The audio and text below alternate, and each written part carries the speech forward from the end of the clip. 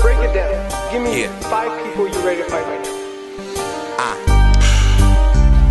Timothy Bradley, Paul, Floyd Mayweather, Devin Alexander, and whoever the fans want to see.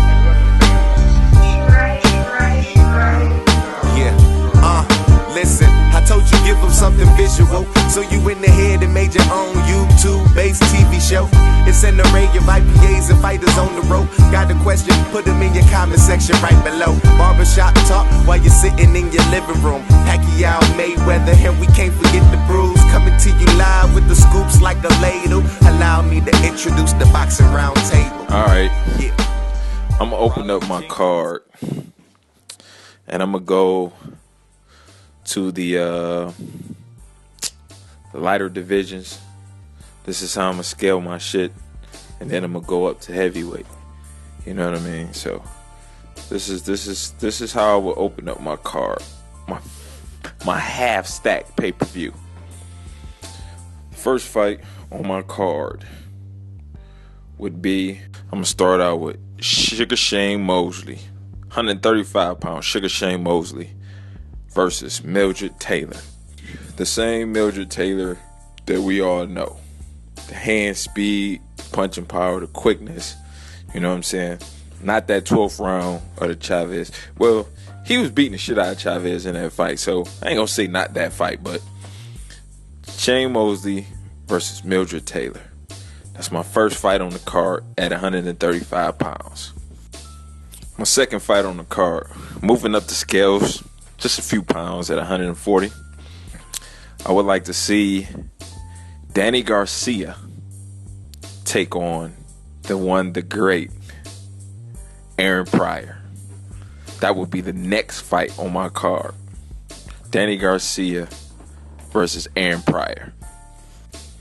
Moving up slightly north just a little bit, my next fight would be Triple G.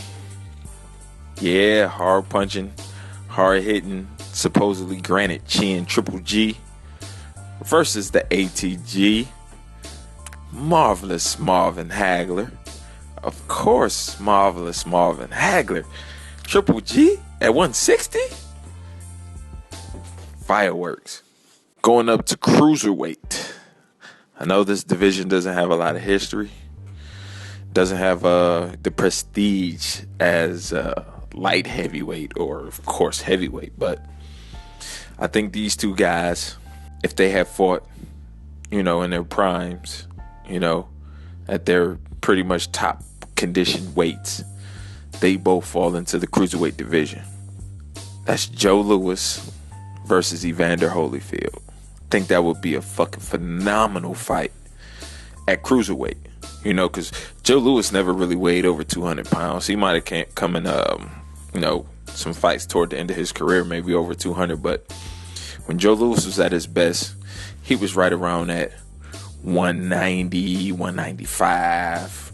And nobody dominated the cruiserweight division like the real deal, And if he could have fought guys that wasn't so much bigger than him, if he had that guy at cruiserweight, he probably could have stayed there a little longer and made some history there, but of course all the money and the prestige and the glory and the history was at heavyweight, so he had to move up. But those two guys, to me, at their prime weights, condition, were somewhere around that 190, 195, 200, between 190 and 200. And of course, we got to do the heavyweight bout.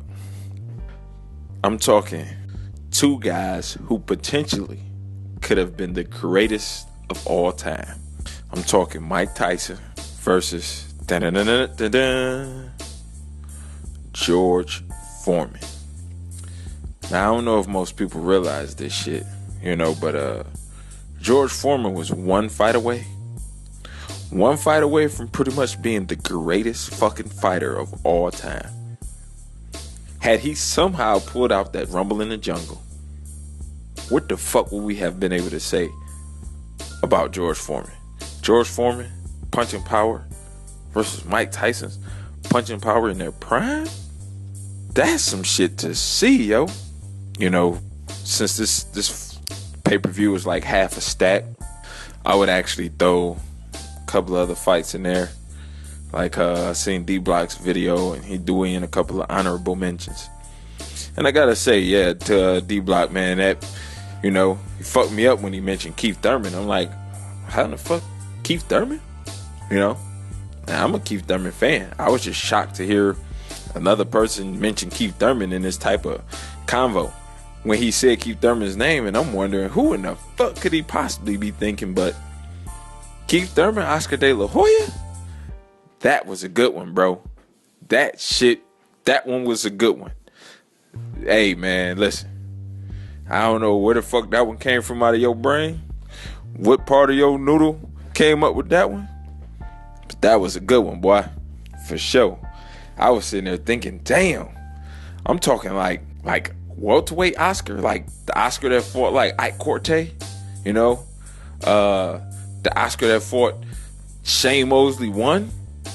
That was a good Oscar. That was a damn good Oscar. You know, and Oscar's always had a pretty decent chin. So, I mean, a phenomenal chin, actually. You know, he's only been knocked out, I mean, against Bernard Hopkins with a body shot. But we ain't never seen, like, nigga get hit in the chin and be hurt, stumbling and shit, or go down. None of that. So, Oscar always had a solid chin. Going up against a pretty solid puncher in Keith Thurman, you know what I'm saying? That would have been interesting to see. That was a damn good one, homeboy. I mean, shit, you got me thinking about that one. And yeah, that was a good one. So I'm interested to see what everybody else gonna post up. It's your boy, Rollo Jenkins. Holla at your boy.